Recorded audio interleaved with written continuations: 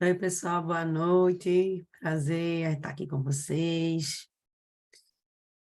A gente acabou de abrir a sala, aí a gente vai dar um tempinho aí para que o pessoal entre e a gente começa já já. Jogo rápido, é só para o pessoal ir entrando.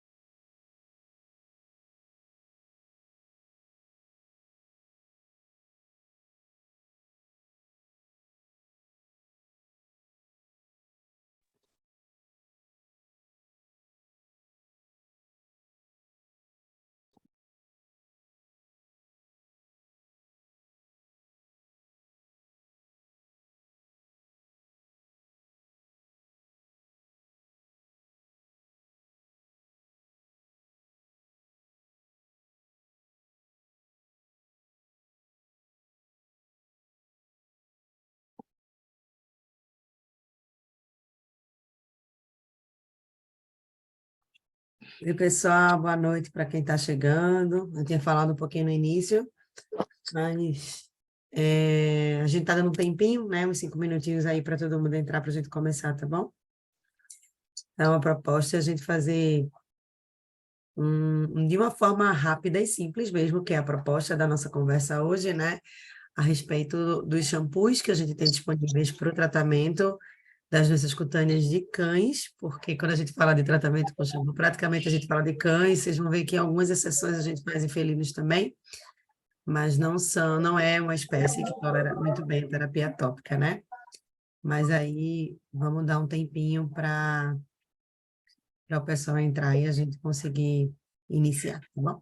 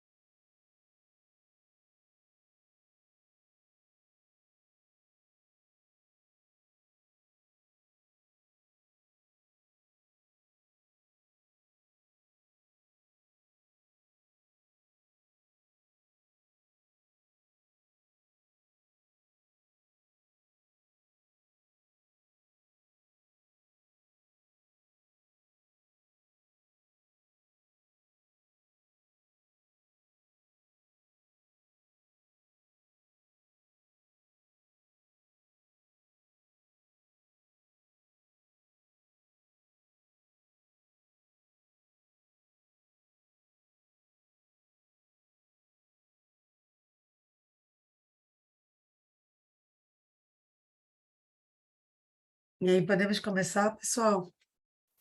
Acho que deu 7h10 já, né? E daqui a pouco o pessoal vai entrando mais. Boa noite, Cláudia. Tem uma galera conhecida aqui. Paulo. Boa noite, professora Edna, Boa Roberto. noite, doutor Roberto. Tudo bom? Prazer em vê-la e você estar nessa live. É um prazer para Equalis.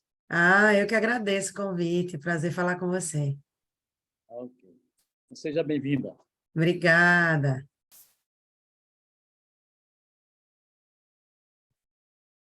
E aí, podemos começar então? Vamos lá. Vamos embora. Então, gente, como eu tinha falado para alguns, né? Depois outras pessoas entraram também.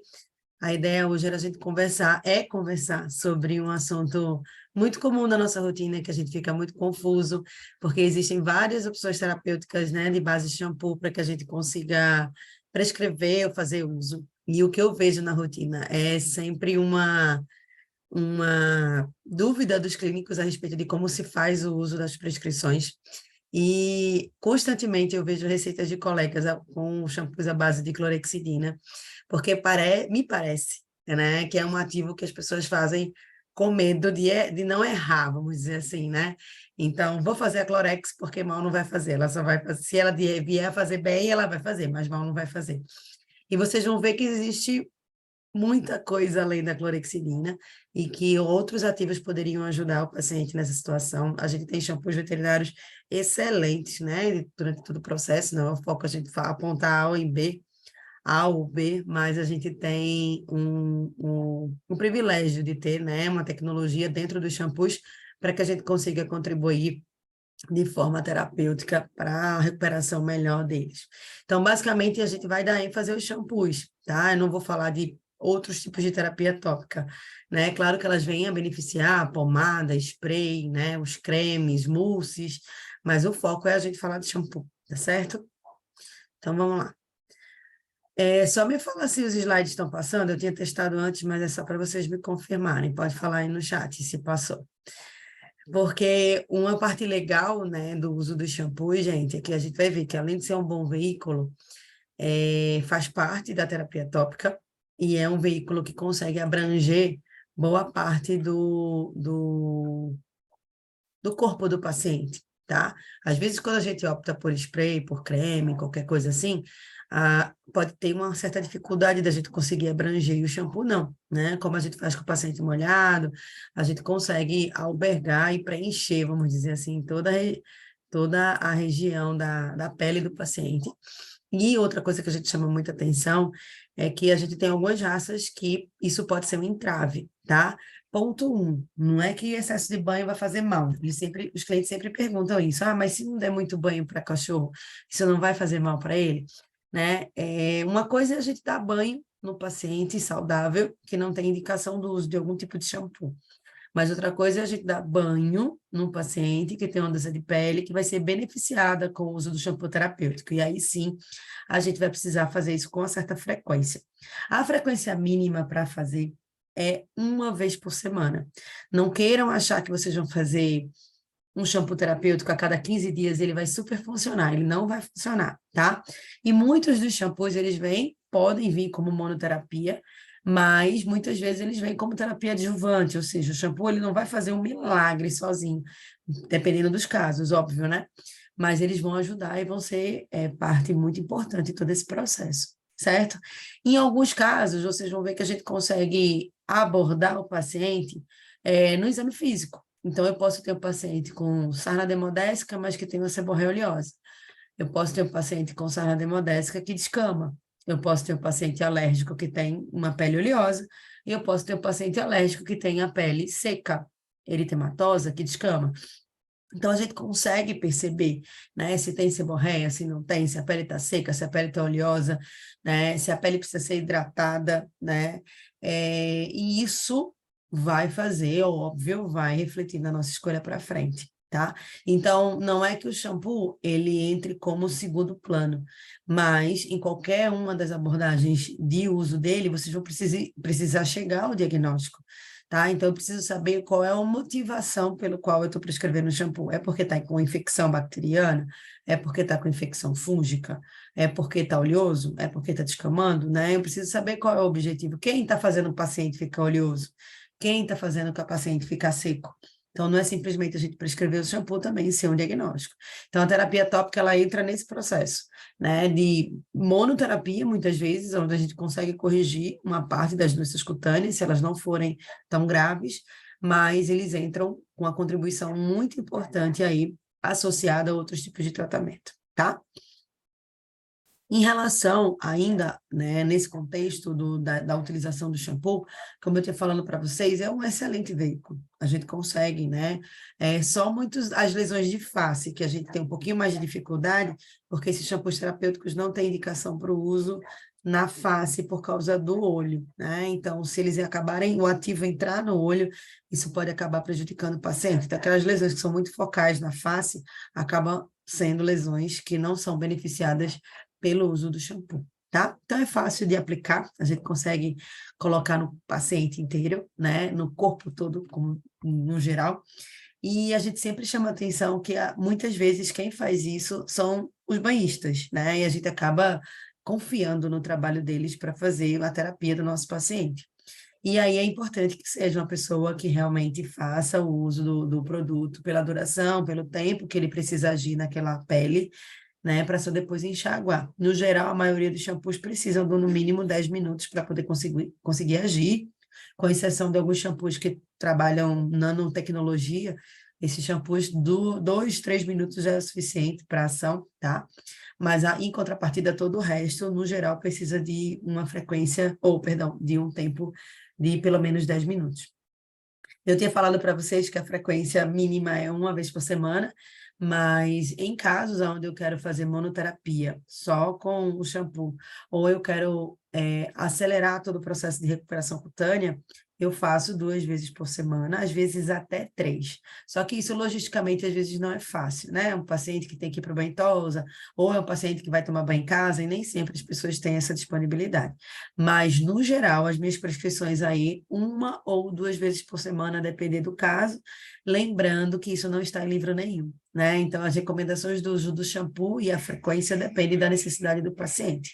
Já precisei dar banho todos os dias no paciente que tinha piodermite resistente, que não conseguia, não tinha antibiótico possível para que a gente conseguisse ceder a infecção, e a terapia tópica foi a única opção.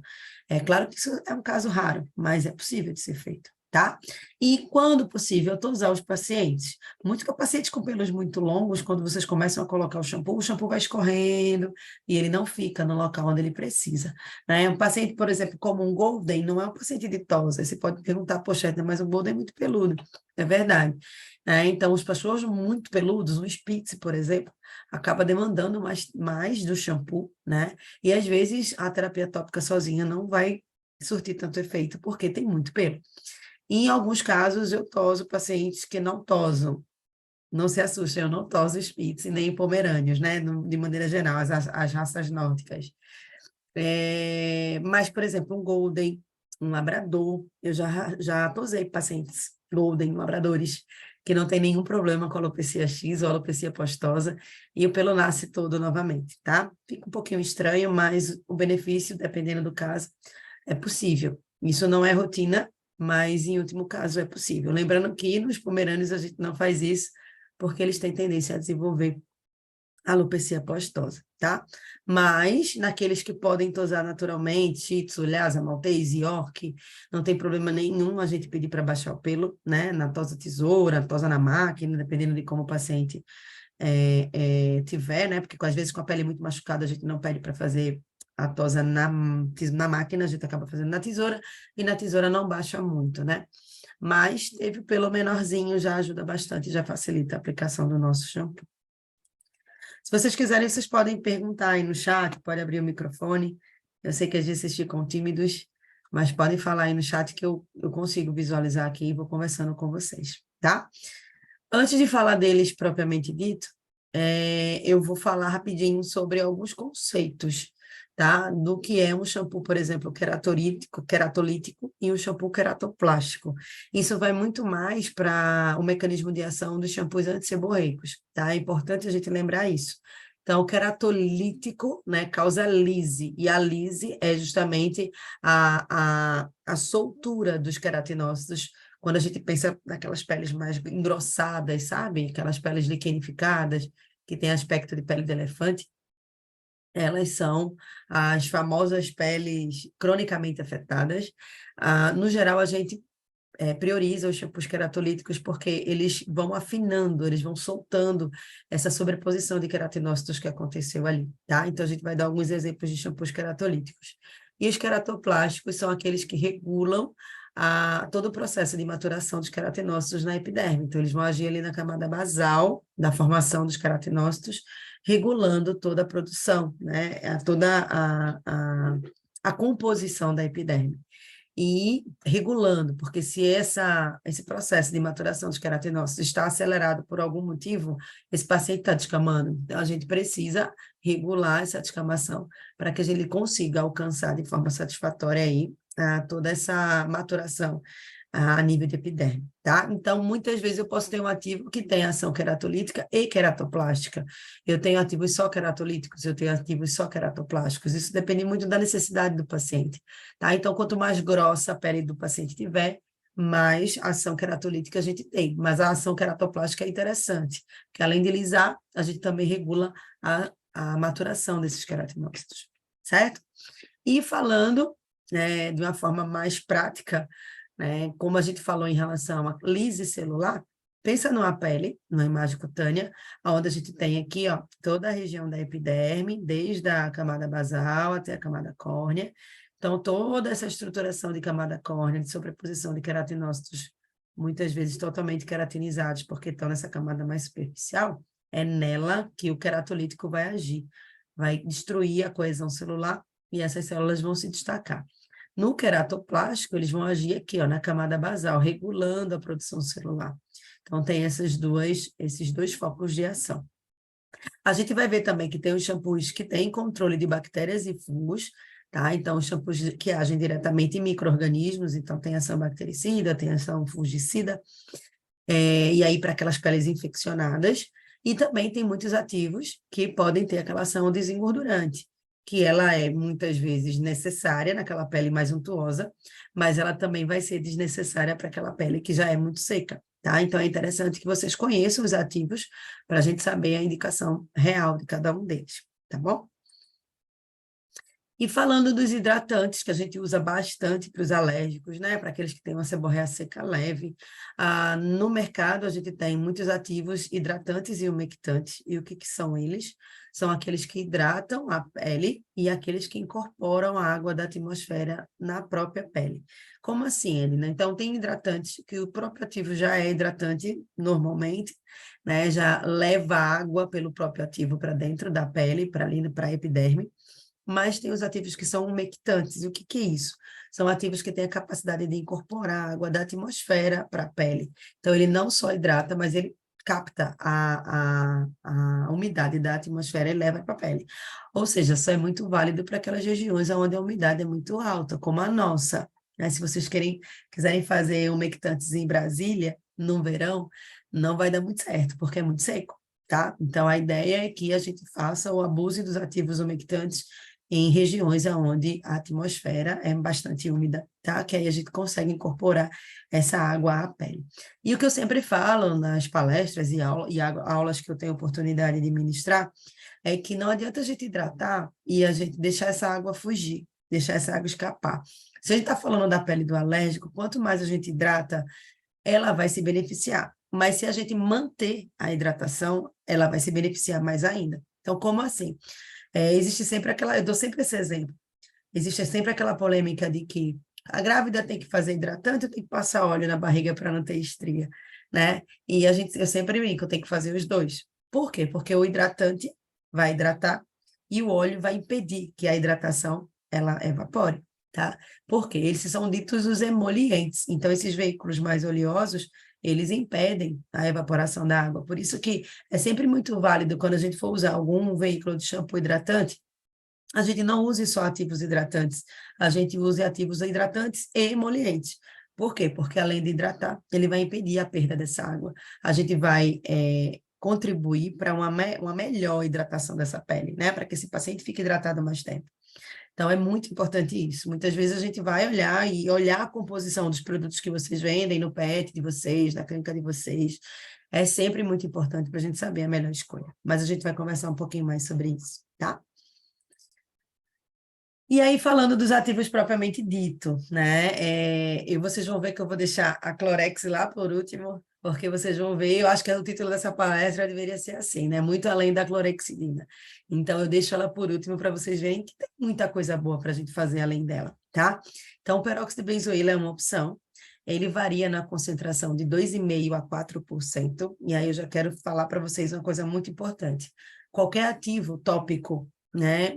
Sistêmico também, mas os tópicos de maneira geral. Quanto mais vocês se aproximarem da concentração máxima, maior o mecanismo de ação, mas também maior a chance de fazer reação tópica, tá? Então, se eu faço um peróxido de benzoíla a 4%, pode fazer reação tópica de uma forma mais comum. Se eu faço uma Clorex 4%, pode fazer reação tópica? Pode. Então, quanto mais a gente se aproximar da concentração máxima, maior essa chance. E aí a gente ficar no meio do caminho acaba sendo uma zona de conforto mais tranquilo, tá? Ele é queratolítico, né? Então ele lisa, ele quebra aquela pele liquenificada, aquela pele mais engrossada, tem uma excelente ação bactericida. Depois eu vou mostrar para frente para vocês uma comparação de um trabalho com peróxido de benzoíla e clorexidina, e vocês vão ver. Então, ele é excelente para infecções bacterianas da pele, principalmente aquelas que cursam com seborreia oleosa ou um pouco de oleosidade. Por quê? Porque ele tem ação desengordurante. Então, ele seca, tá? Se ele seca, é legal a gente não fazer numa pele que é seca, uma pele que é irritada, certo? Ele vai muito bem nas infecções bacterianas, nas peles mais engrossadas, mas que tem um pouco de untuosidade, certo? E uma outra característica única desse ativo é a possibilidade ou a capacidade de remover os comedos. Os comedos são aquelas lesões seborreicas escurecidas que ficam dentro dos poros dos pelos, tá? Muitas vezes por sarna demodésica, por distúrbios seborreicos, animais com síndrome de Cushing, eles fazem muito comedo, então eles se beneficiam muito do peróxido de benzoíla. O peróxido faz o que a gente chama de lavagem folicular, então ele vai muito bem nos casos de sarna demodésica também, tá? Que tem untuosidade, que tem infecção bacteriana, porque o Demodex está dentro do folículo. Então, ele consegue lavar todo esse folículo, contribuindo para a recuperação mais rápida do paciente, tá? Então, ele é indicado aí na seborreia oleosa leve, vai muito bem, nas lesões comedolíticas, piodermites associadas à seborreia, né? Então, aquelas lesões por infecção bacteriana que tem muita crosta, que tem oleosidade, o peróxido vai muito melhor do que a Clorex, tá? Outra parte boa dele, ele é um veículo barato, ele não tem o preço, talvez metade do preço, ou até um terço do preço da clorexidina. Então, para aquele tutor que muitas vezes não tem condição de arcar ou de bancar por uma clorexidina de qualidade, o peróxido de benzoíla vai muito bem, desde que vocês lembrem que ele é desengordurante. Então, para lesões muito secas ou peles secas, ele não vai legal, tá? Mas se é uma lesão que cabe, que tem crosta, que tem oleosidade, que tem infecção bacteriana, que tem uma pele mais engrossada, o peróxido vai muito bem, tá? Então, é uma opção super legal. A gente tem várias marcas no mercado à base de peróxido, que varia aí normalmente entre 2,5% e 3%. A maioria dos ativos que a gente tem no mercado varia entre essas duas porcentagens, certo? Então, lembrem dele, que é um ativo muito bacana. O enxofre é um velho conhecido nosso também. O enxofre ele vai de 1 a 5%. Muitas pessoas perguntam muito se é possível fazer uso dos sabonetes de enxofre, né? Sabonetes de enxofre com ácido salicílico. E a gente sempre recomenda que não. Por quê?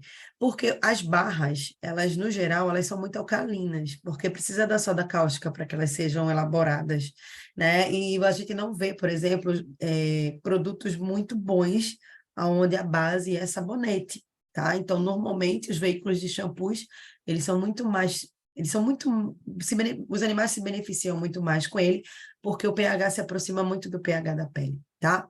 Então, é muito melhor que seja no veículo de shampoo. Ele tem ação queratolítica e queratoplástica, então ele age naquelas duas camadas da epiderme, tanto a camada córnea como na camada basal. tem uma excelente ação bactericida e fungicida, e aí a gente pensa nas piodermites, nas infecções fúngicas, porque ele vai muito bem, só que ele não desengordura, ao contrário do que muitas pessoas pensam, né? Então, eles não têm ação desengordurante, ele tem muito mais essa ação queratolítica, queratoplástica e bactericida, onde uma pessoa, por exemplo, cheia de acne vai se beneficiar do que a própria retirada da oleosidade, tá certo? E ele tem um excelente sinergismo com ácido salicílico. Então, na medicina veterinária, tirando os sabonetes, dificilmente vocês vão ver o enxofre sozinho. Ele está sempre associado ao ácido salicílico. Por quê? Porque ele sempre potencializa o outro. E aí a gente melhora, em vez de a gente aumentar a concentração do enxofre, a gente associa dois ativos que têm ações parecidas e a gente melhora a qualidade da pele do paciente, tá? E, gente, por ele não ter ação desengordurante, por ele ter uma ação queratolítica e queratoplástica, a indicação dele, olha só que legal, é para seborreias secas, são para os distúrbios de desqueratinização, onde os animais descamam, tá? Então, o enxofre vai muito bem. E tudo que a gente fala ou falou para o enxofre vai servir para o ácido salicílico, que eles são amiguinhos, né? São primo-irmãos. A concentração varia de 0,5% a 6%. Como eu falei para vocês, a gente não chega tão alto, mas também tem ação queratolítica e queratoplástica, e é ótimo, tem um ótimo sinergismo com o enxofre. Falando um pouquinho das concentrações, no geral a gente encontra a concentração entre 2% e 3%, tá? No mercado a gente tem produto pronto com 2%, né, de cada um dos ativos, 2, 2,5%, que é a concentração que normalmente a gente trabalha. E então vocês não precisam chegar a 6%, a gente fica no meio do caminho ali, coloca 2% para cada um, e um vai exacerbar o efeito do outro. Tá? Então, a indicação do ácido salicílico e enxofre seriam para peles engrossadas, para peles não untuosas, que têm um processo de desqueratinização, inclusive que tem infecção bacteriana ou fúngica, tá? Já que eles são ativos que têm excelente efeito, tanto para bactéria como para fungo, ok? Então, a gente falou de peróxido, a gente falou de ácido salicílico e falou de enxofre. E vamos falar um pouquinho de alcatrão, ele é um pouquinho, muitas vezes, desconhecido, né? Não desconhecido, mas esquecido. Então, a gente tem uma concentração dele que varia de 0,5% a 4%. Mais uma vez, a gente fica no meio do caminho, então fica ali 2%, 3%. Ele tem uma ação queratoplástica, vejam que ele não tem ação queratolítica, mas ele é um ótimo desengordurante, tá? E também tem ação bactericida. Quando eu falo sempre do alcatrão, a gente tem sempre uma escala de medição, que é assim, comparando a ação desengordurante do peróxido do alcatrão, a gente tem um alcatrão que desengordura mais do que o peróxido, tá? Então, numa seborreia mais oleosa, o alcatrão vai melhor do que o peróxido de benzoíla, certo? Porque ele desengordura mais. Ele tem ótimo sinergismo com a salicílica e enxofre. Aí você fala para você, Edna, mas o ácido salicílico e enxofre, ele não desengordura, mas o alcatrão desengordura. Como é que você vai juntar eles? E aí a gente vai explicar por quê e quando que a gente faz ele. A partir daqui, né, alcatrão a gente não faz uso para felinos, tá? Ele pode ser potencialmente tóxico, principalmente pelo fato do gato se lamber. E ele mancha, ele tem uma coloração amarronzada, né? Tem até um cheirinho característico dele, e essa coloração amarronzada, ela mancha o pelo. Então, se vocês forem fazer em malteses, né, em shih tzu preto e branco, que tem muito pelo branco, eles ficam mais encardidinhos. Mas a gente muitas vezes fala do benefício e os tutores não precisam ficar nervosos por isso. E o benefício dele acaba sendo muito mais importante do que a mancha dos pelos. E aí o pelo depois cresce, faz a tosa e vai ficar tudo lindo, tá? Mas não é para usar em gatos. E aí, gente, o que acontece? Quando eu tenho uma seborreia só oleosa e eu quero usar só o alcatrão, eu tenho que usar só o alcatrão. Só que a gente não tem isso disponível na medicina veterinária. Então, se vocês quiserem só usar o alcatrão, a gente faz manipulado, tá? Edna, mas eu tenho um paciente, e eu acho que vocês já devem ter lidado com esse tipo de situação, onde vocês tocam no paciente e vocês sentem ele untuoso. Mas quando vocês olham para a mesa de atendimento de vocês, tem um monte de caspa. Você fala assim, nossa, o cachorro está seco ou tá oleoso? Né? Ele provavelmente tem o que a gente chama de seborreia mista. E por quê? Porque ele tem a fração oleosa e tem a fração seca. E vai muito bem vocês associarem a salicílica, enxofre e alcatrão para o controle das seborreias mistas. Por quê? A salicílica enxofre dá conta do que está seco e o alcatrão dá conta do que está untuoso, certo? E quem quiser, né, quem quiser comprar pronto é ótimo. Normalmente a gente tem 2% de enxofre e ácido salicílico, e o alcatrão nos shampoos comerciais, geralmente a gente encontra 4% quando está todo mundo junto, tá? E é importante a gente falar isso, que caso vocês queiram, tipo, mas a fração seca é muito mais presente, vocês podem aumentar a concentração do ácido salicílico e enxofre. Não, a parte oleosa é muito mais presente do que a seca. Vocês aumentam a concentração do alcatrão, tá? E aí pode fazer esse jogo de concentrações para que vocês cheguem no benefício e no denominador comum, tá? Por isso que geralmente a gente fala que o alcatrão ele trabalha a seborreia mista quando associado ao ácido salicílico e enxofre, mas ele também trabalha sozinho, e aí ele tem essa ação desengordurante nas seborreias oleosas, tá? Então, lembrem dele. A gente tem o peróxido de benzoíla como desengordurante, menos potente, vamos dizer assim, um alcatrão intermediário, e a gente vai falar de um outro potencialmente secante, ressecante, que a gente tem como proceder ou prescrever na medicina veterinária, que é o sulfeto de selênio. Então, o sulfeto de selênio, gente, poucas pessoas usam.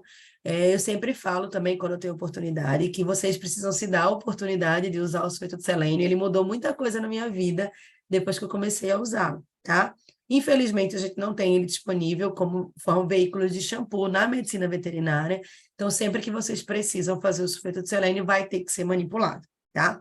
Então, a gente chega ali na concentração de 2, pode chegar até 2,5%, mas ele tem uma ação altamente queratolítica e queratoplástica. Ele trabalha aquelas peles engrossadas. Mas o que é mais importante vocês saberem do sulfeto de selênio, que ele tem uma ampla ação fungicida e ele é altamente desengordurante. E o que isso quer dizer? Que ele vai muito bem para as seborreias oleosas associadas à malacesiose, ou a malacesiose associada às seborreias oleosas.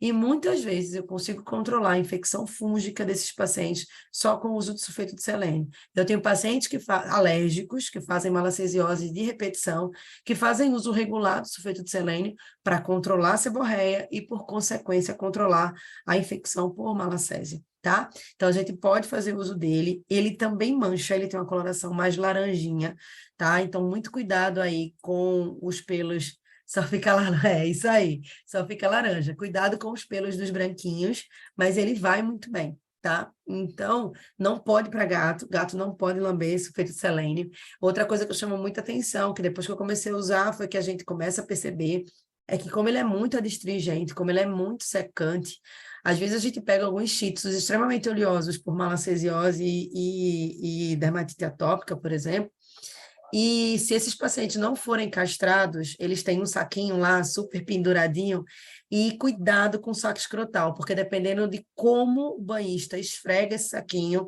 ou se por um acaso deixa resíduo de sulfeto de selênio, ele é altamente secante. Então, é possível de causar uma dermatite de contato escrotal, e ninguém quer isso, tá? Eu tive alguns pacientes que passaram por esse processo, e assim, nas minhas primeiras experiências foram péssimas, e hoje, assim, eu coloco na receita que não pode esfregar o saco escrotal e ele precisa ser abundantemente enxaguado, tá? Não pode ficar resíduo justamente por essa atividade de retirada de oleosidade que ele tem de uma forma muito potente. Então, numa escala de potência, eu geralmente trabalho assim, quando é uma seborreia oleosa leve, o peróxido vai muito bem. Quando é uma seborreia oleosa intermediária, o alcatrão vai muito bem. E se for uma seborreia bem punk, o sulfeto de selênio vai muito bem, tá? É a escala que a gente tem, mais ou menos, de ação desengordurante. É claro que a gente tem outros ativos também que realizam esse papel, mas aí também, se eu falar de todos, a gente não vai ter tempo. A ideia é eu trazer os principais ativos que realmente a gente acaba trabalhando de uma forma mais rotineira na nossa conduta clínica, mas tem todas essas indicações, tá? Eu tenho essa linha de pensamento quando o assunto é seborreia, para que a gente consiga controlar de uma forma melhor, né? Então, oleosidade são esses 3 ativos que normalmente a gente trabalha de uma maior frequência, né? O peróxido de benzoíla, o alcatrão e o sulfeto de selênio, a depender da potência ou da gravidade da oleosidade. Fora todas as suas outras características. Ah, Edna, mas se eu tiver uma seborreliosa com bactéria? Então, a seborreia oleosa com infecção bacteriana vai melhor o alcatrão do que o sulfeto, porque o sulfeto tem ação fungicida, mas o alcatrão tem ação bactericida. Então, a gente tem que pensar nisso também. Quem é o agente que está ali junto com a seborreia, causando todo o processo. Então, se for bactéria, o alcatrão vai melhor. Se for sulfeto de selênio, se for malacésia com untuosidade, o sulfeto de selênio vai melhor, tá? Pensando nas peles seborreicas, nas peles que contêm oleosidade, tá? Ou contêm algum tipo de desqueratinização. E quando a gente fala, né, de uma pele, por exemplo, que não tem seborreia, é uma pele que não descama, é uma pele que não é oleosa, mas é uma pele que tem uma doença fúngica. Eu posso ter malacesiose numa pele que não está untuosa? Posso. A malacésia se multiplica, ela gosta de gordura, mas ela não precisa da gordura para sobreviver. Então, eu vou mostrar fotos para vocês de pacientes com malacesiose e pele seca. Se eles têm malacesiose e pele seca, ou a gente encara alguns dos azólicos, ou a gente encara a salicílico enxofre, que tem ação fungicida. Lembra que eu falei isso? Então, se a pele é mais engrossada, liquenificada, a gente usa e abusa dessa ação queratolítica e queratoplástica do ácido salicílico enxofre.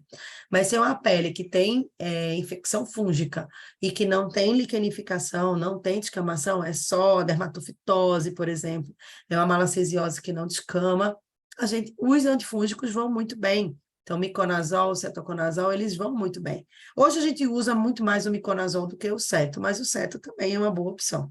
No geral, a concentração de 2%, a gente não associa os dois, tá, gente? Ou a gente usa o ceto, ou a gente usa o miconazol. Então, tem ação fungicida, vai muito bem para dermatofitose, para malacesiose, sem associações à seborreia, e eles são ativos que não admitem muitas associações. Então, vocês não vão sair por aí juntando tudo quanto é ativo ao miconazol, cetoconazol, porque eles não são muito amiguinhos de outros ativos. Tá? A gente vai ver que eles vão bem com a Clorex, mas, no geral, apenas, tá? Não dá para associar muita coisa com eles. Todas as vezes que vocês tiverem essa dúvida e vocês quiserem, por exemplo, manipular algum produto, algum shampoo, dá uma conversada com a farmacêutica, ela vai orientar vocês se é possível juntar algum tipo de ativo. Uma vez eu fui manipular miconazol com peróxido de benzoíla, né, para uma ação que estava cheia de comedos e que tinha infecção por malacésia. Eu falei, opa, então peróxido com algum antifúngico vai muito bem. Mas aí a farmacêutica falou, não dá. Eu ia fazer em creme, em gel, ela não dá para associar. E aí, nesses casos, o que é que vocês podem fazer? Faz separado. Faz os banhos, né, com peróxido de benzoíla e passa a pomada, o spray de antifúngico, sabe? Então, nós, médicos veterinários, muitas vezes não temos formação para saber toda essa parte farmacológica, de precipitação, né, de interação entre os fármacos, mas o pessoal da farmaco vai orientar a gente legal, tá bom? Então, as infecções fúngicas, como dermatofitose ou a malacesiose aí, quando ela não constrói lesão seborreica, o miconazol e o cetoconazol, ou o cetoconazol, na verdade, era melhor isso, né? Miconazol ou cetoconazol, eles vão muito bem. E vejam que eu deixei ela por último. Eu deixei ela por último justamente para vocês entenderem todo o resto, né? Então, a Clorex que a gente tem no mercado de ação antibactericida de uma forma boa, a Clorex que varia entre 2% e 4%, a gente vai discutir um pouquinho sobre isso. Tem uma ação ampla bactericida, então a gente tem uma potente ação bactericida, principalmente para estafilococos, né, doenças estafilocócicas da pele. O enxofre pode em gatos, tá? No geral, eu não uso muito, porque gato não tem muita dermatite seborreica, com uma única exceção que a gente vai falar, tá? Que é a dermatite seborreica por não lambedura de gatos obesos, eles descamam muito a região do dorso. E como eu comecei a palestra falando para vocês que eu não curto muito shampoo e gato, mesmo aqueles que têm essa seborreia, que teoricamente teria essa indicação, eu acabo não fazendo por causa do estresse que os bois podem causar nos felinos, tá? E aí, gente, para quem quer ação fungicida da Clorex, lembrar que a ação fungicida dela é entre 3% e 4%, tá? Ela tem que ser um pouquinho mais concentrada. Também admite poucas associações, a gente pode associá-la ao miconazol ou ao ceto, é um ativo um dos ativos que podem misturar, e no geral a gente usa ela para as piodermites, pode usar em algumas infecções fúngicas, se vocês obedecerem aí a concentração entre 3 a 4%, tá? Então a gente pode associar.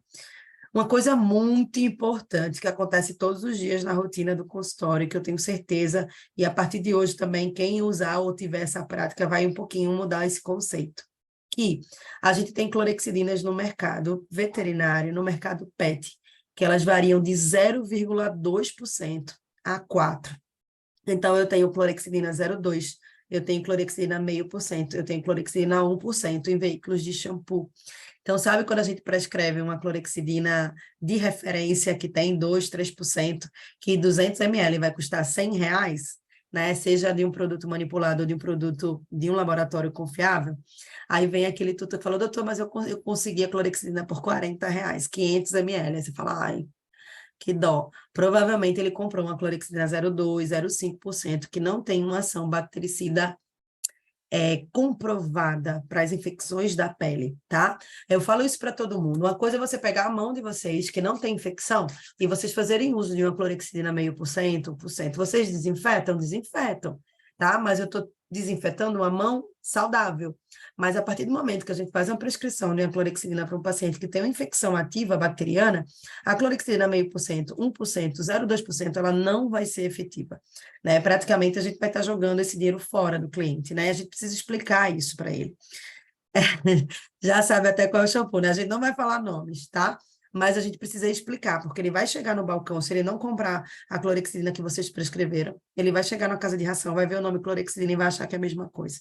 E a gente precisa fazer conta, gente.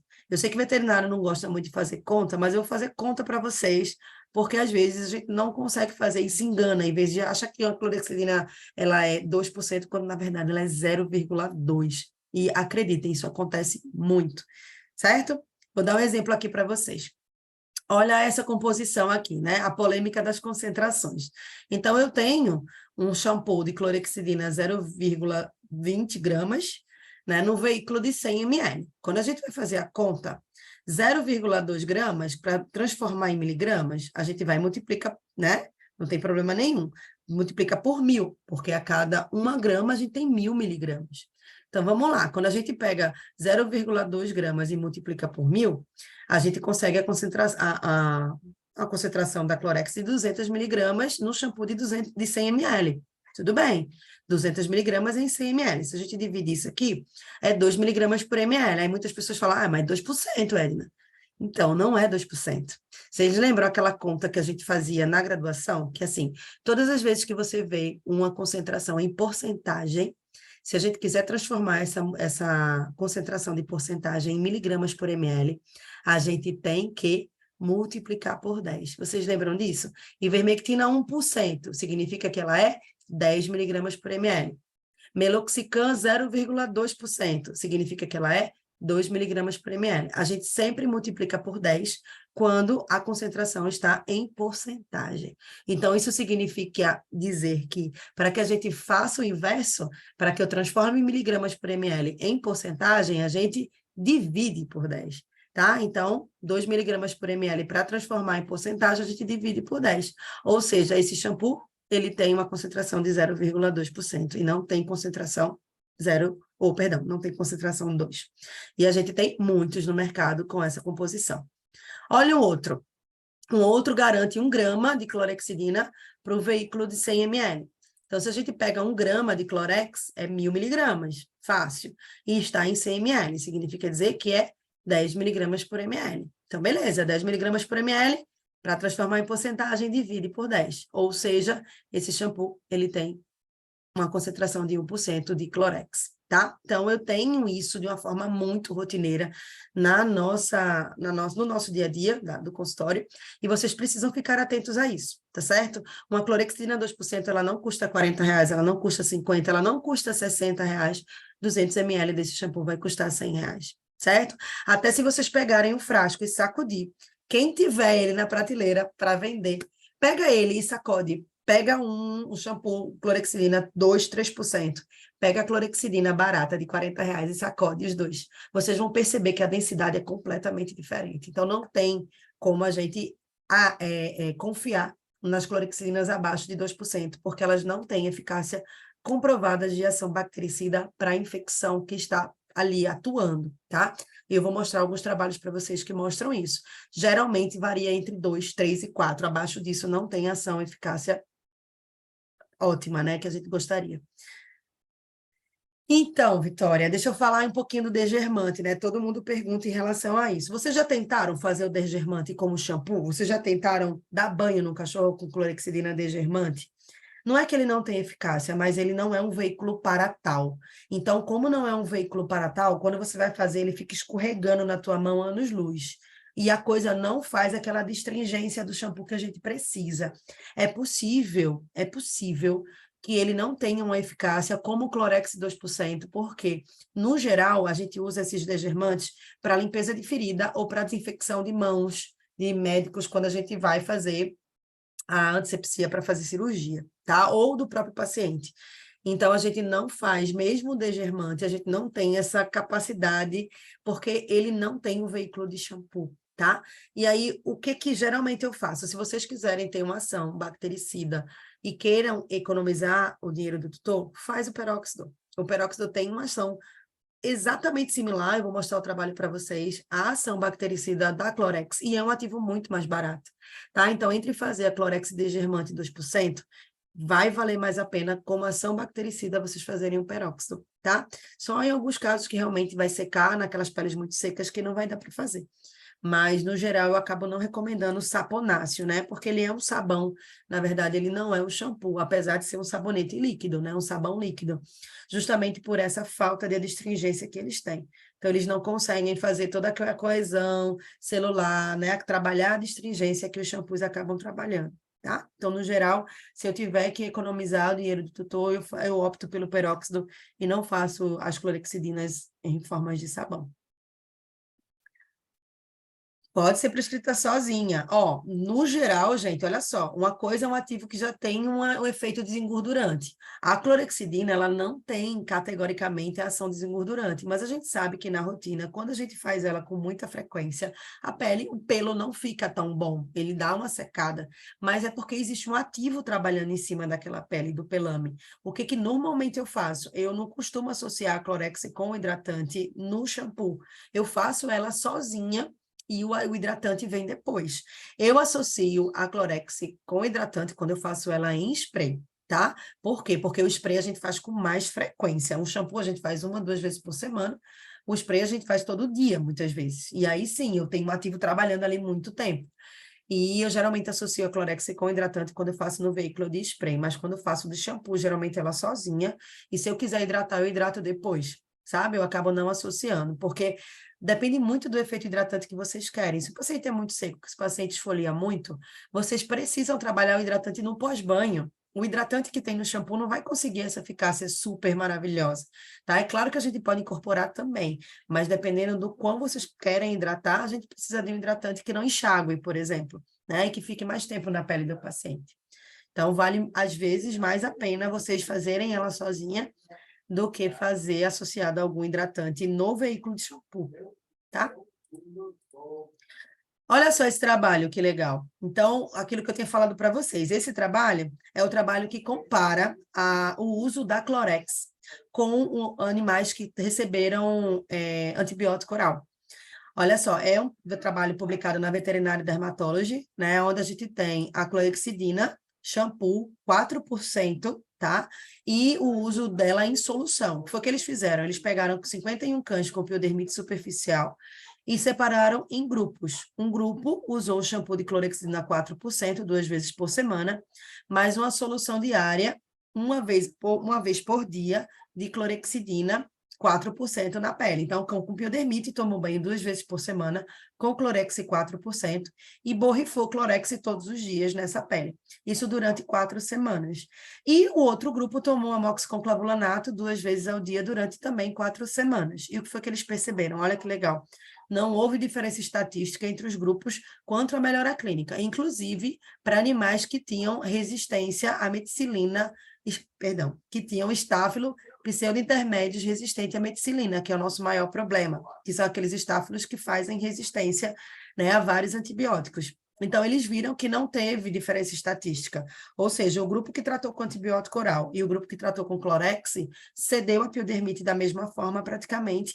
E isso quer dizer que estejamos cada vez mais estimulados a trabalhar terapia tópica, porque vai dar certo. A gente precisa usufruir dessa qualidade de trabalhar com um órgão que está fora, ou dizer, está fora do corpo, mas um órgão que está projetado, vamos dizer assim, para fora do corpo. Porque vocês conseguem trabalhar a terapia tópica, coisa que muitas vezes uma gastrite, uma cistite, uma pneumonia, a gente não tem como trabalhar, tem que trabalhar sistêmico. Mas se eu tenho infecção cutânea, eu consigo trabalhar tópico. E a prova disso são alguns desses trabalhos aí que eu estou mostrando para vocês. Vou te falar, Ana, deixa eu só mostrar para vocês esse outro trabalho aqui, que é muito legal. Olha só, é um trabalho de 2012 comparando os dois shampoos como tratamento único para pacientes que têm o que a gente chama de sobrecrescimento bacteriano, que é o famoso BOG, né? Que é quando aquela pele fica mais espessada e que vai sobrepondo ali por infecção bacteriana. Pode ter por malacésia, mas aqui o trabalho pesquisou, né, e exerceu a função dos shampoos para os pacientes com piodermite. Então, eles usaram 40 cães com BOG, com sobrecrescimento bacteriano, e ele usou um grupo que fez banhos com Clorex 3% e o outro grupo fez banho com peróxido 2,5%, 2 vezes por semana por 6 semanas. E também não houve diferença estatística ao grupo quanto à melhora clínica e citológica. Eles acompanharam com citologia. Ou seja, ambos os grupos eles cederam a infecção, a piodermite da mesma forma, usando a Clorex ou usando o peróxido. E é aquilo que a gente conversou, né? Se é entre fazer uma Clorex e desgermante 2%, faz o peróxido de benzoíla 2%, que vai dar muito bem, porque aqui vocês estão trabalhando o shampoo e não o saponáceo, tá?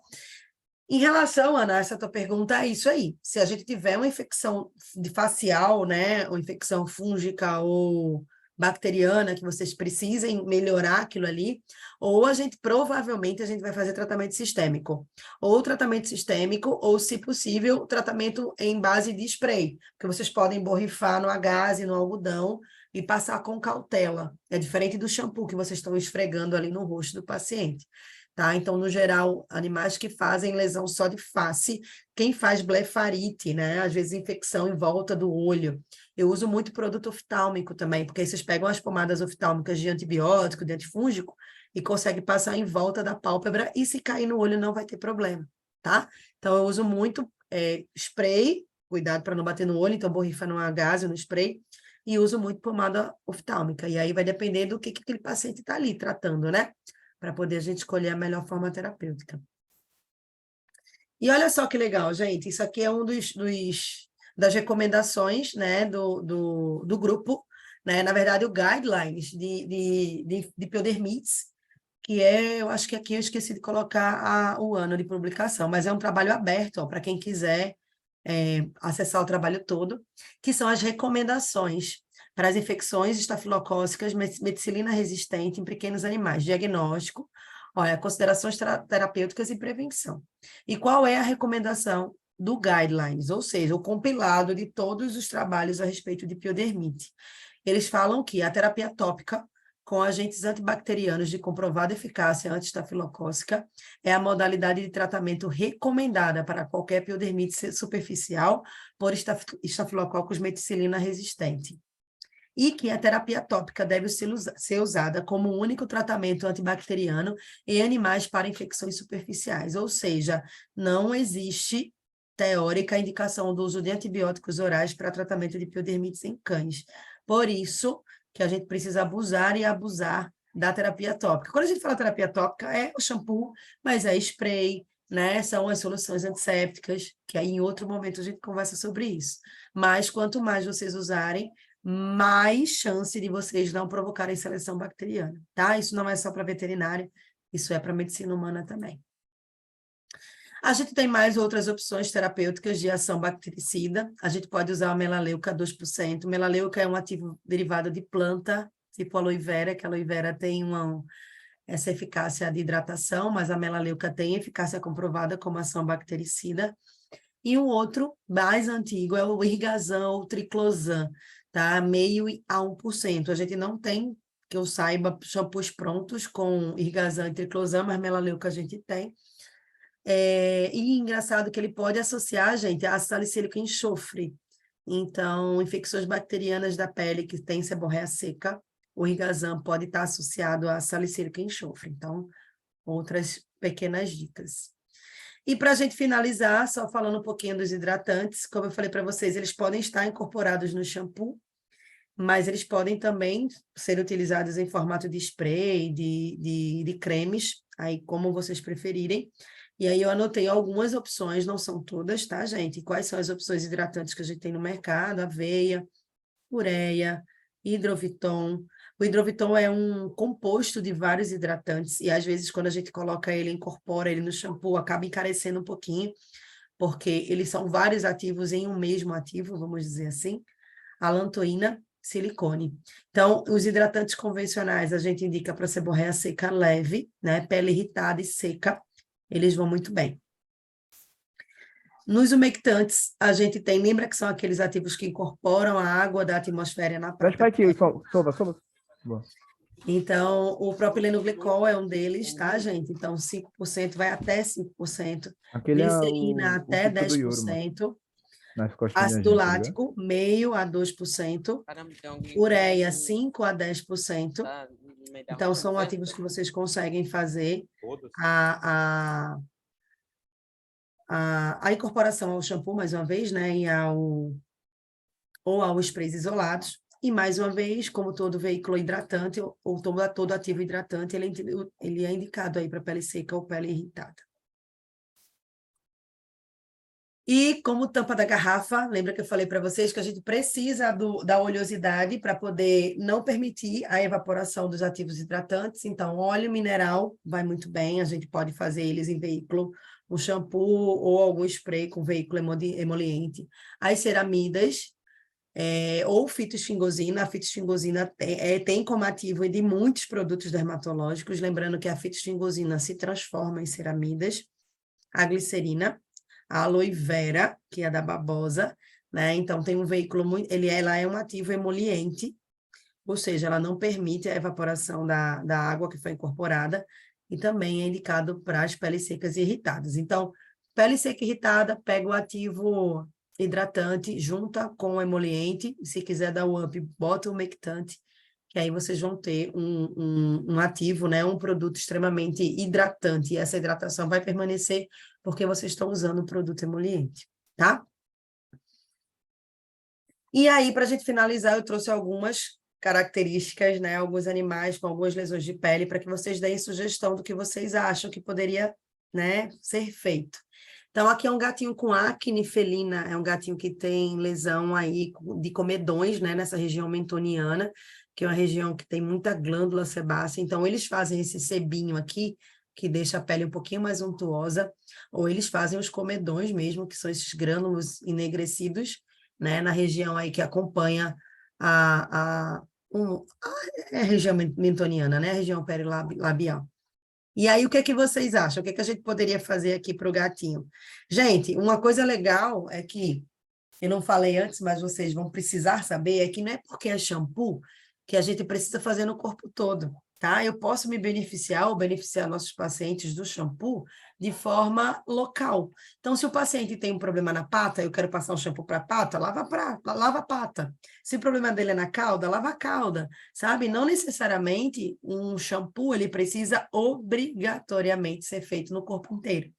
Então, a gente pode aí, né, fazer o uso de forma personalizada, vamos dizer assim. Como esse gato. Então, esse gato tem a lesão no queixo. Então, será que ele merece fazer banho de shampoo terapêutico no corpo todo? Né? Estou aqui falando para vocês que gato não toma banho, não gosta de tomar banho. Né? Quem disser que gato gosta de tomar banho é tudo mentira. Tudo intriga da oposição. A gente costuma dizer que gato que toma banho é gato esfinge, é peça. Ele finge que não está acontecendo nada e é isso aí, mas na verdade ele está odiando aquilo. Mas gato peça não está nem aí para nada. Então eles acabam tolerando, não é que eles gostem de banho. Às vezes a gente vê uns vídeos esquisitos, né, de gato no chuveiro, enfim. Gente, mas isso aí é 0,003% dos gatos que fazem isso, né? Então, o gato não gosta de tomar banho, então cuidado com isso. Isso aí, Vitória. Então, o peróxido vai muito bem, porque ele é desengordurante e comedolítico. Pode para gato? Pode para gato. Qual é o grande cuidado aqui? Eu gosto mais do banho, do shampoo local, do que do gel, porque o gel ele lambe. Então, se vocês forem com algodãozinho de peróxido, ó, ensaboar essa regiãozinha da boca do gato, ficar enrolando o gato ali, ele vai ficar meio pé da vida com o tutor, né? Mas é muito melhor do que dar banho no gato. Isso é um distúrbio seborreico. Eu preciso regular a seborreia. E aí, vou fazer isso por quanto tempo, Edna? 2 vezes por semana, conforme necessidade. E depois vai com algodãozinho molhado e tira todo o peróxido de benzoíla ali e deixa ele sequinho. Às vezes eu peço para o dono aparar o pelinho com a tesoura bem aparadinho para ficar bem livre, né? E conseguir trabalhar essa região. Então, distúrbio seborreico tem que se tratar com antisseborreico. Não tem nada por via oral que vocês deem para esse gato para ele melhorar, tá? Então tem que ser terapia tópica da melhor maneira que o gato gosta. E se o gato não gosta de banho nem e lambe todo o gel, a gente ensaboa onde a gente precisa ensaboar e enxágua aí, tá certo? Então vai muito bem a lavagem dos lábios com peróxido de benzoíla. E se for na cauda do gato? Isso é uma cauda de garanhão, né? Vejam como é untuoso toda essa região da base da cauda, é desse gato persa aqui, tá? Então, você consegue ver a cor que está bem diferente, é uma cor mais amarelada, é porque tem muito óleo. Se gatos não castrados, né?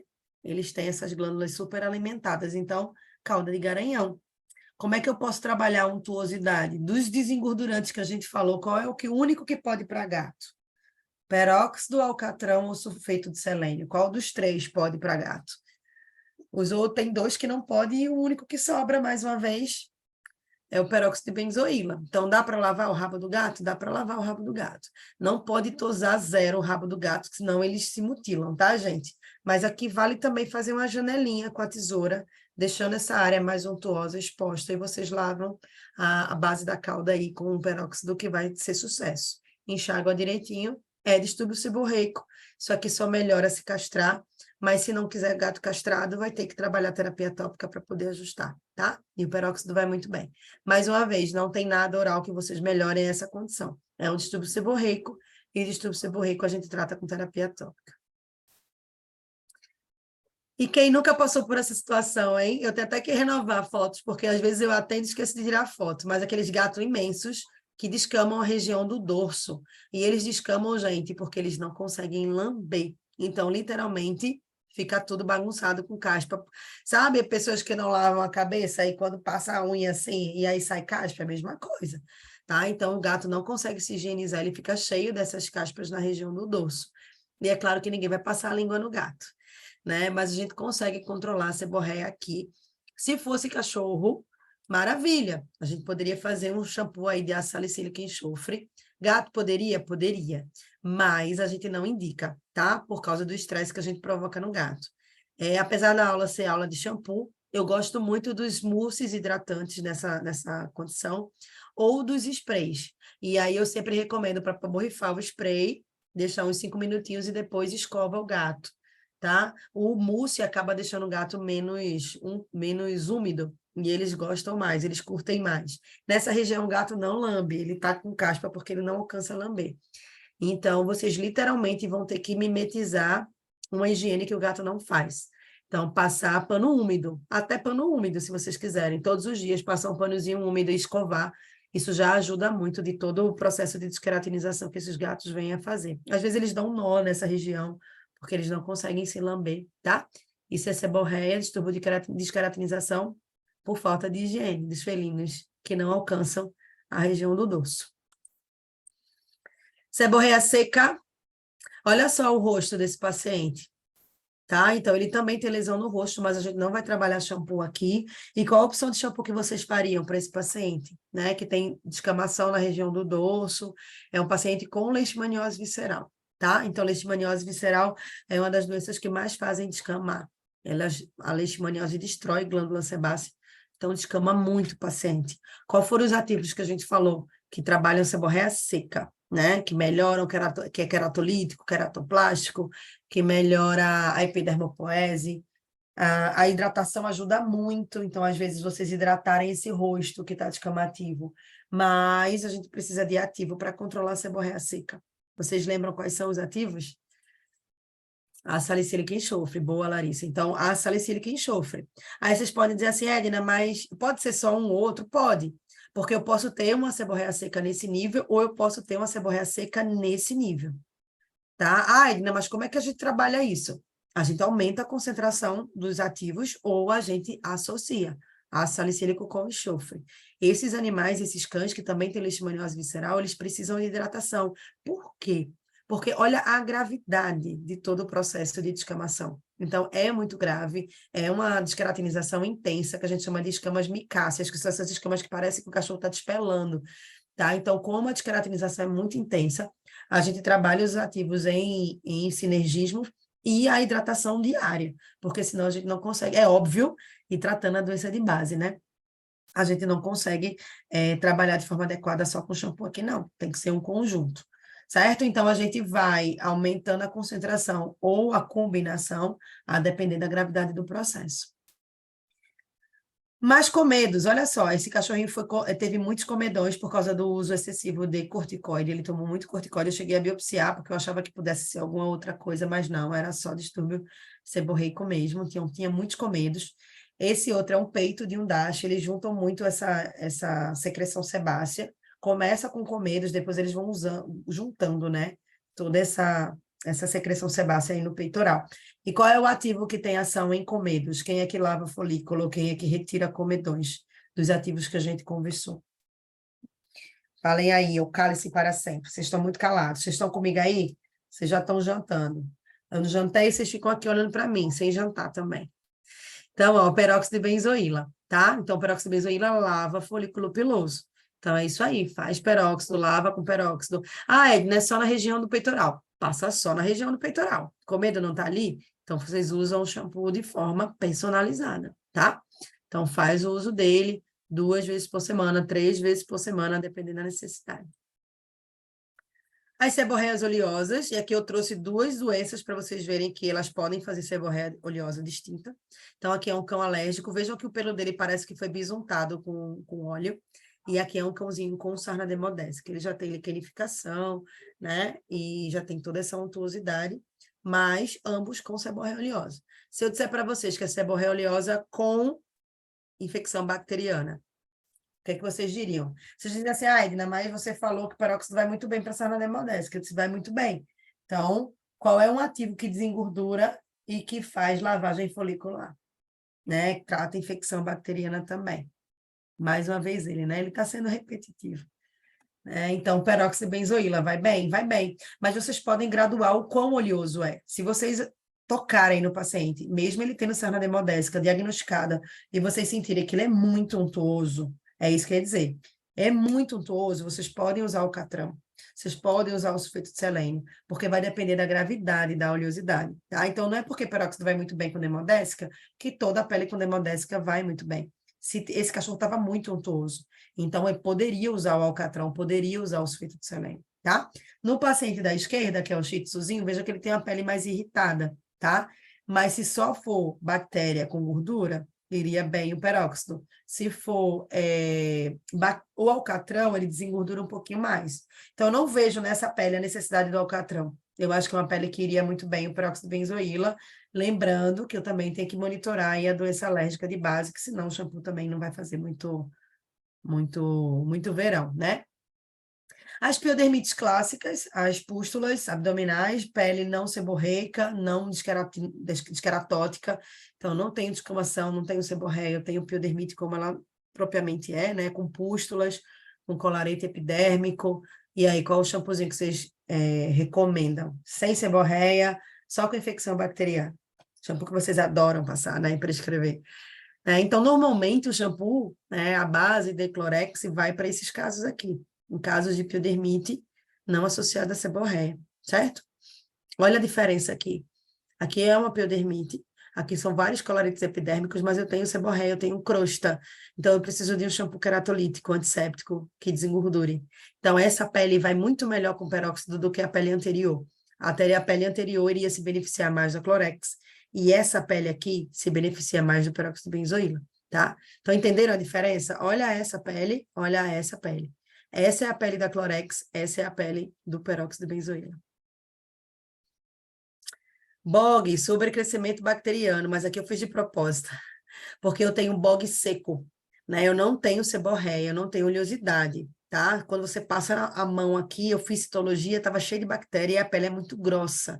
Então, aqui não adianta vocês fazerem alcatrão e nem sulfeto de selênio para desengordurar o que já está seco, vocês vão prejudicar o paciente, tá? Se eu tenho sobrecrescimento bacteriano e a pele não está untuosa, existe um shampoo queratolítico e queratoplástico que tem ação bactericida, que são a salicílica e enxofre. Então, aqui vai muito bem a salicílica e enxofre, porque eles têm ação queratolítica, então ele vai afinar essa pele e ele não vai desengordurar, tá? Agora, vamos lá, outra. Aqui eu já mudo. Eu tenho untuosidade e eu tenho malacésia. Eu saí do bog e fui para o MOG. Então, eu tenho muita untuosidade e eu tenho malacesiose. Qual foi o shampoo que eu falei para vocês que desengordura muito e que mata a malacésia, que tira a malacésia de jogada? Que é a menina dos olhos, que muitas pessoas não usam, que ele não tem veículo, não tem apresentação veterinária, tem que manipular. Aí vocês falam assim, selênio, boa. Então, aqui, gente, se a lesão é só no pescoço, o selênio é só no pescoço. Se a lesão é só na pata, o selênio é só na pata. Eu tenho muitos pacientes que fazem seborreia de interdígito e que eu com malacesiose, alérgicos, e que eu mantenho lavando pata uma vez por semana para sempre. Ah, Edna, mas pode ser assim, gente. Se isso é a regra ou é a definição para que esse paciente não precise fazer nenhum imunomodulador, eu controlo a malacesiose dele semanal, lavando a pata, hidrato, e o cachorro fica maravilhoso, ele vai fazer isso para sempre, é melhor do que tomar remédio, tá? Então, personalize o tratamento de vocês. Dermatofitoses, aqui também é clássico, dermatofitose faz queratinização? Faz, então vai bem os antifúngicos, lembrando que os gatos a gente desacelera um pouquinho, mas gato filhotinho dá para dar banho, né? Eles são bem mais tolerantes que os adultos, então os bebezinhos às vezes só com banho já resolve o probleminha, e esse aqui era um Yorkshire com dermatofitose, eu garanto a vocês que ela ficou bem. Mas shampoo antisseborreico, antifúngico e que não desengordura, porque as lesões são secas, tá? Qual é a opção de shampoo antifúngico que não precisa trabalhar a seborreia, que não precisa desengordurar? O sulfeto de selênio tira fungo, mas ele desengordura. E qual é uma opção de antifúngico que não desengordura? Tradicionalíssimo, miconazol ceto, perfeito, tá? Então, vai miconazol ceto. A salicílica e enxofre até tem sua ação fungicida também, mas eu encararia aí o miconazol, o cetoconazol ou a própria Clorex entre 3% e 4%, tá? E aí, para finalizar, eu trago 2 MOGs. Não há problema em usar em filhotes. Ceto e mico não há, naquela condição dos bebezinhos que eu mostrei para vocês, que são filhotinhos de 30, 40 dias de vida, não tem problema fazer banho. Mas aí a gente recomenda que seja pelo menos uma vez por semana, não faz tão frequente, tá? Mas esses gatinhos com dermatofitose, vocês fazendo banho, melhorando a qualidade de vida, eles ficam ótimos, tá? No geral, vocês nem precisam fazer medicação sistêmica. Mas eu queria chamar a atenção a vocês a 2 Goldens. Esse Golden aqui, olha como a pele é seca, olha o pelo, como tá sem brilho, né? É um pelo que a gente chama de pelo baço, pelo quebradiço. A gente faz uma citologia e tá cheio de malacésia. E quando a gente faz aqui, ó, eu mostro esse outro Golden, eu tenho um paciente com malacesiose, mas com lesão untuosa, né? Aqueles cachorros que fedem muito, né? Que tem aquele cheiro de seborreia rançosa. Então, aqui tá engordurado, aqui tá muito seco. Aqui tá engordurado, aqui tá muito seco. Eu tenho citologia com malacésia. Então, eu tenho malacesiose, só que um associado a uma pele seca e a outra associada a uma pele bem oleosa. Então, o que é que eu preciso fazer aqui? Essa pele tá grossa, ela precisa afinar e ela precisa de uma ação antifúngica. Valeria fazer o ceto ou mico? Daria para fazer ceto ou mico, mas como é uma pele liquenificada, a gente até recomenda que seja a salicílica e enxofre e uma hidratação pesada aqui, tá? Porque o salicílica e enxofre tem ação fungicida, ele é queratolítico e queratoplástico, então afina a pele e faz essa pele renascer das cinzas, tá? Por quê? Porque tem malacésia. Aqui tem malacésia com untuosidade. Então, se eu tenho malacésia com untuosidade, o selênio vai muito melhor do que o ceto e o mico, que não desengordura. Então, vejam, são 2 situações onde a doença é a mesma. Eu tenho 2 cães alérgicos com malacesiose secundária, só que um tem oleosidade e o outro não tem. Então, eu abordo de forma diferente. Aqui é antifúngico, que não precisa ser desengordurante. E aqui é antifúngico que precisa ser desengordurante. Certo? Alguma dúvida, gente? Eu acho que era basicamente isso que eu tinha para apresentar para vocês, até acho que passei um pouquinho mais da hora, eu vou me empolgando, né? Então, agradeço demais a atenção, espero que de alguma forma possa ter contribuído e vocês tenham saído da caixinha da clorexidina, né? E entendam que os ativos acabam ajudando vocês demais aí em todo o processo, tá? Lembrando que quando a gente faz e quando a gente prescreve, a quantidade de shampoo vai variar de acordo com o tamanho do paciente, né? Se são pacientes muito grandes, a gente faz uma quantidade maior de shampoo. Se forem pacientes menores, que vocês vão utilizar por um tempo menor, a gente acaba prescrevendo uma quantidade menor de shampoo. Então, Milena, aquilo que eu tinha falado no início, geralmente eu faço entre 1 a 2 banhos por semana, tá? E aí vai depender da gravidade. Se é mais grave, a gente faz 2, se é menos grave, a gente faz 1. Se eu vou fazer só terapia tópica com banhos, eu geralmente faço 2 banhos por semana, porque aí realmente o shampoo sozinho, uma vez por semana, pode ser que não role, aí eu preciso fazer 2 vezes. Que bom, que bom, que bom que vocês gostaram. E vocês vão, vamos supor que já controlou, já está bem, com 2 vezes por semana, passa para 1 vez por semana, tá? E vai mantendo esse paciente até vocês acharem a necessidade de tirar.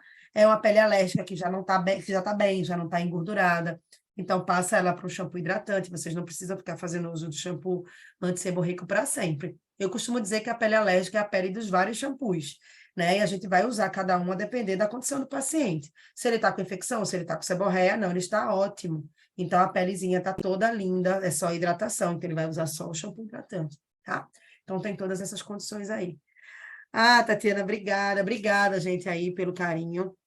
Então, a proposta é essa mesmo, use e abusem de todos os ativos que a gente precisa e a gente tem, né, no mercado para que a gente consiga cada vez mais beneficiar os nossos pacientes. Claudinha apareceu aí, estou vendo Rafa, também ex-aluna, Charissa querida, estive com ela hoje à tarde, Paulinho. Desculpa se eu não falei mais de alguém, todo mundo que... Tatiana falou também. Salomé, não sei se é Salomé, que é minha contemporânea, que estudou também junto comigo na época da faculdade, no primeiro período, mas eu não sei se eu estou confundindo as Salomés. Sei que eu lembro de Salomé, que foi a minha contemporânea. Tá, gente? Então, mais alguma coisa, mais alguma pergunta, algum esclarecimento?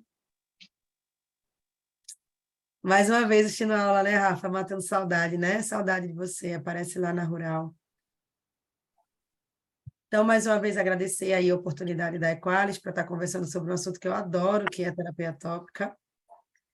E sempre que precisar, a gente está disponível aí para que a gente sempre traga aí, né, mais informações. Informação nunca é demais. Ok? Doutora Edna, Oi!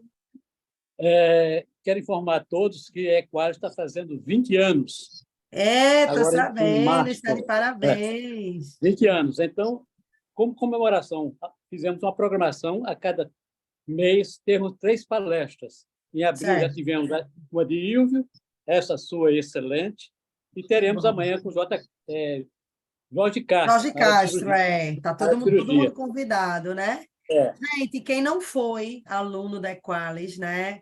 Eu estou é. aqui desculpa, doutor Roberto, cortar sua fala, mas eu fui aluna da Equalis, hoje eu tenho muito orgulho de falar que eu participo e faço parte da casa, né? E tive a oportunidade de ser como aluna, então eu tive os dois lados, né? Quem nunca fez um curso de pós-graduação ou curso de atualização da Equalis, então se sintam convidados, né? São cursos de excelência, né? Com profissionais de excelente gabarito, né? Então, vocês estejam convidados aí a participar das turmas de pós-graduação, dá uma olhada lá no site, né? Tem muita coisa boa de muitas áreas. Então, para quem tiver interesse, né, doutor Roberto, dá uma olhada lá Uhum. e Perfeito. entre em contato com a Equalis, que tem muita coisa bacana. Ok. E tive paciência de lhe esperar. Ai, Né? meu Deus! É verdade, é Foram verdade. 2 que eu esperei na vida. Foi Ronaldo Luca, esperei 10 anos para lançar Ai, o meu curso Deus! Eu de ser comparada com o dermatologia. Ronaldo Lucas, senhor, olha só. Pois é. E você, sempre apostei em você, né? Aí você correu para Para Rural, para rural, chegar sempre para Rural, mas eu esperei os 3 anos, né? Foi E, verdade. graças Foi a Deus, verdade. você Para está... quem não conhece, gente, é que assim, eu ministrei aula para a Equalis logo depois que eu fiz o curso de pós, eu fui convidada por Dr. Roberto e por professor Ronaldo Lucas para fazer parte do corpo docente. E logo depois eu passei no concurso da universidade, mas quando a gente passa no concurso, a gente passa como docente exclusivo, né? E aí, doutor Roberto está brincando que ele esperou 3 anos, porque para que eu entregasse a dedicação exclusiva, eu tinha que passar para o meu estágio probatório, que durou 3 anos. Né? E aí ele está brincando que esperou por mim 3 anos, porque depois de 3 anos eu entreguei a exclusividade e voltei, tá vendo? Bom aluno, a Uhum. casa torna. Aí voltei para a Equalis e voltei, por mim eu fico, viu? Só saio daqui se me expulsarem. De jeito nenhum. Você sempre será bem-vinda e para nós é um prazer tê-la como na equipe de docência. Ah, eu que agradeço, Tá? o carinho de sempre. Ok, muito obrigado a todos os colegas que assistiram a palestra. Amanhã teremos o Dr. Jorge Castro e na sexta-feira nós informaremos a programação de maio. Maravilha. Tá bom? Obrigado, Chá, também Muito pela obrigado a todos. mensagem. Tá? Tchau, tchau. Obrigada, gente. Beijo, obrigada. Boa noite para todo mundo.